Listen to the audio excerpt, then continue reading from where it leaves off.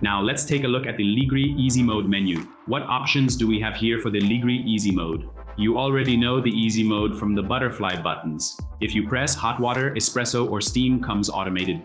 But we also considered that if customers want to brew an Americano and the default 80 milliliters are not enough, they might want to increase the volume of hot water in the cup. To do this, I select More. I'd already set it to 100 milliliters before.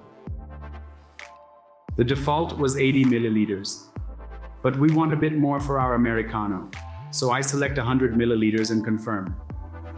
Now, I'll show you how it works. I place a glass under the spout.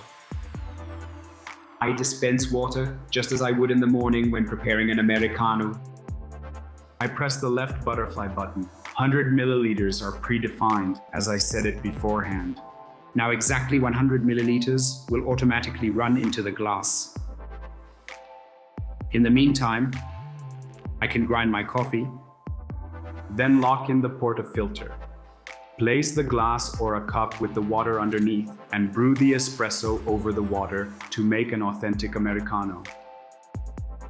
I can use the same feature for making an espresso. For example, if I prefer a ristretto over a standard espresso, I want to preset this option. So I tap on Single. Then I confirm the information hint that the amount of water entering the puck does not correspond exactly to what ends up in the cup. Now the default setting is 59 milliliters for an espresso. But I would like to have a ristretto, as I prefer a ristretto over an espresso. For this, I would, for example, select 45 milliliters.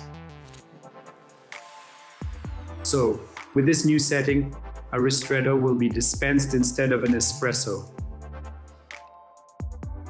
By tapping the 3 dots, I can return to the main menu. That's how easy it is to define the water quantity.